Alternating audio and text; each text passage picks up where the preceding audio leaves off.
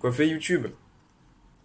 Bon, aujourd'hui, je te propose une vidéo assez concise, assez courte, puisque le thème que j'aborde est pour moi quelque chose qui paraît évident. C'est une évidence, ça coule de source, ça va de soi, voilà. Donc je vais ne faire qu'affirmer ce que je pense. Voilà. C'est l'un des points sur lequel je pense, hein. Je ne suis pas, comment dire, on ne peut pas me faire changer d'avis là-dessus. En fait, je suis un vieux con. Sur ce thème-là, je suis un vieux con. Voilà, qui ne changera pas d'avis. Et donc, je suis en mesure de comprendre hein, qu'on ne soit pas d'accord avec moi et que ce que je vais dire ne fasse pas l'unanimité. Et même, qu'on puisse me prendre pour un monstre, pour un être sans cœur, ou je ne sais quoi.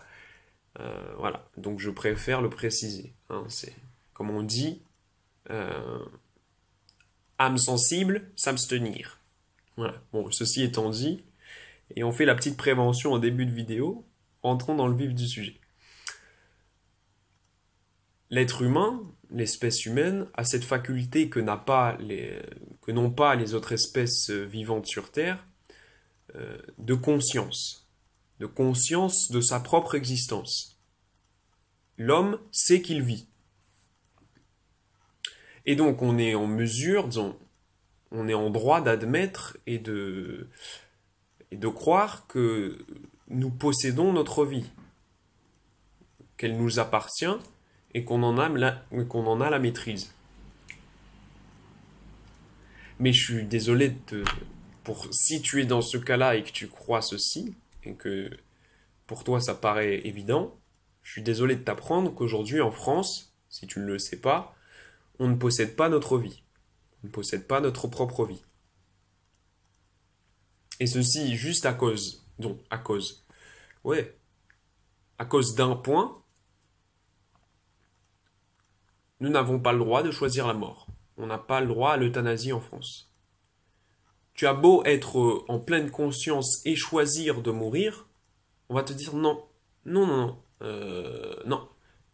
Tu n'as pas le droit, on va te maintenir en vie. Imaginons que tu souffres. Ça, c'est le truc le plus basique hein, lorsqu'on parle d'euthanasie, c'est tu souffres, tu ne veux pas continuer de souffrir, c'est bon, tu as assez vécu, bon voilà, bref. Tu veux crever, tu veux qu'on te laisse partir, et non.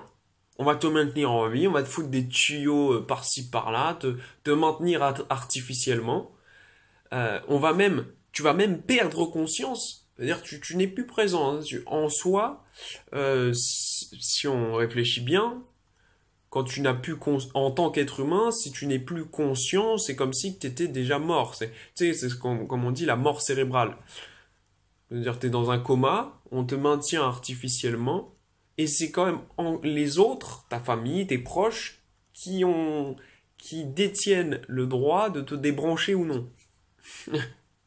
C'est quand même, pour moi, ça paraît fou. Hein. Je sais pas pour toi, mais pour moi, c'est complètement fou. Et je te dis ça pourquoi? Parce que pourquoi je te dis ça? Le droit, en fait, si on te supprime le droit de mort sur ta propre vie, en fait, on te laisse pas choisir la vie. Je le répète parce que pour moi, cette phrase, elle résume en fait toute la vidéo.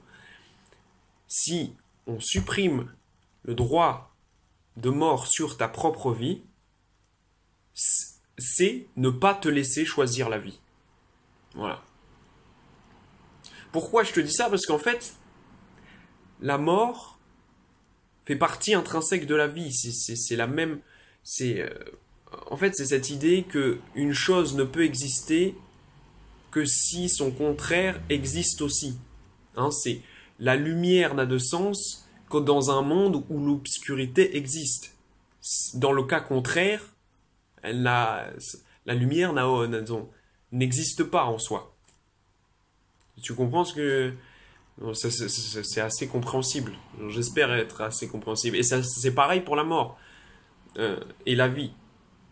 La vie n'existe que si la mort existe aussi.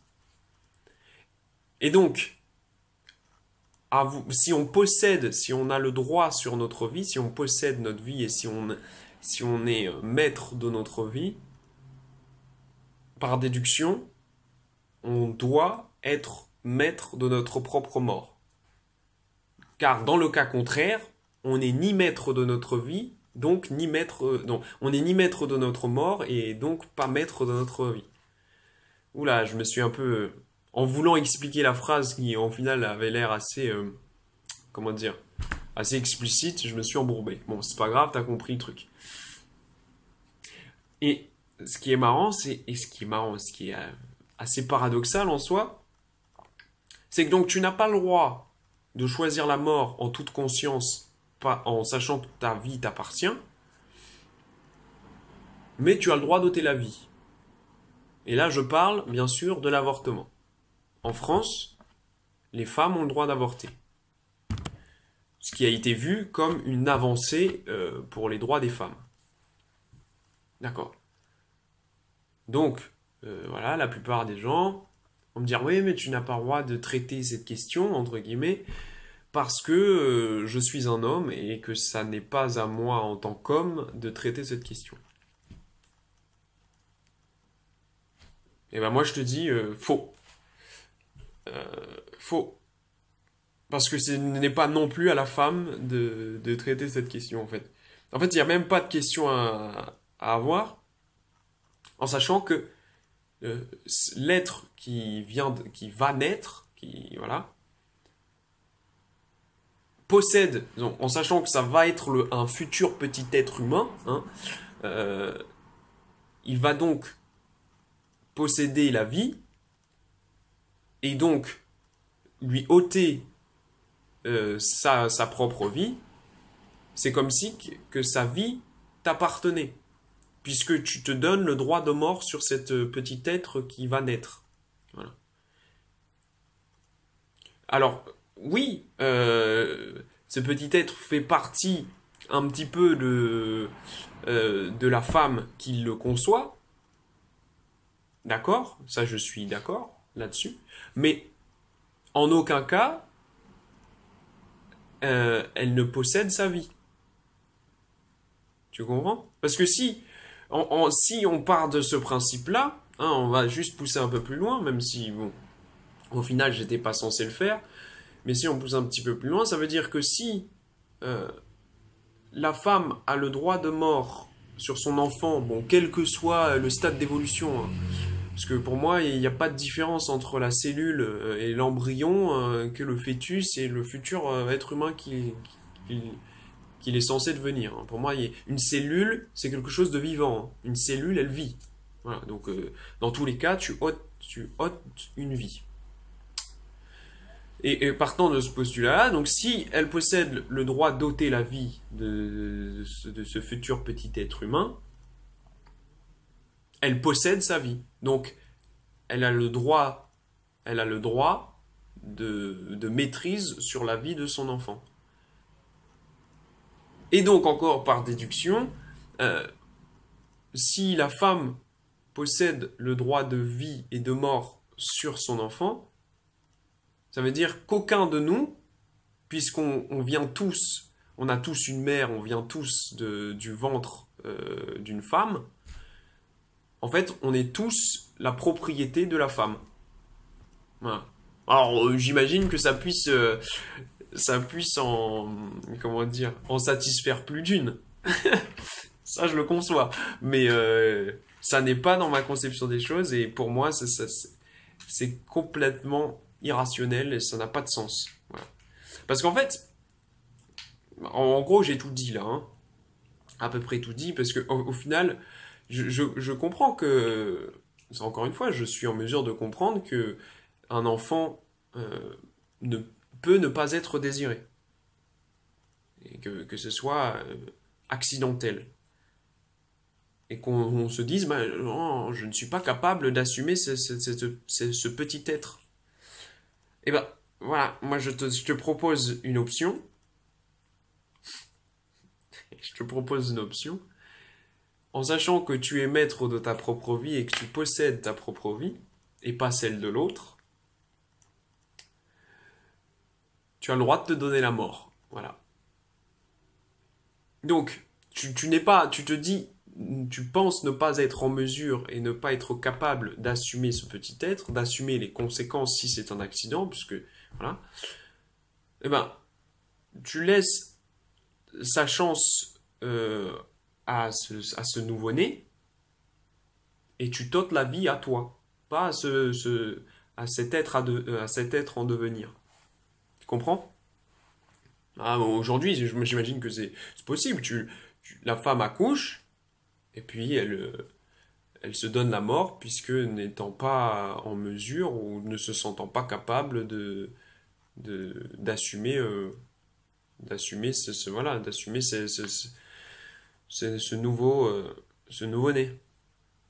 Voilà. Alors ça peut paraître monstrueux, mais c'est beaucoup moins monstrueux que de doter la vie, en sachant que, encore une fois, cette vie ne t'appartient pas. Voilà. Donc, j'ai à peu près tout dit. Au final, cette vidéo, oh, bah ça va, ça fait 11 minutes. Cette vidéo était censée ne pas trop s'éterniser. Voilà. Donc, bon, ça va. 12 minutes, c'est pas non plus extrêmement long. Et donc, voilà. Je te laisse me proposer ton avis en commentaire. Et voilà, vas-y, donne-moi ton avis. Hein. Et comme je te l'ai dit, hein, et tu ne me feras pas changer d'avis malheureusement. Et encore une fois, cette vidéo n'est pas là pour te convaincre, euh, n'est en aucun cas là pour te convaincre. Hein. Tu penses ce que tu veux, néanmoins, voilà. Tu peux laisser ton avis en commentaire. Bref. Ah oui, petite annonce vite fait. Euh, J'étais censé, pour le livre La prophétie des Andes, sortir une vidéo tous les jours. Mais je suis en train de constater que les chapitres sont de plus en plus longs.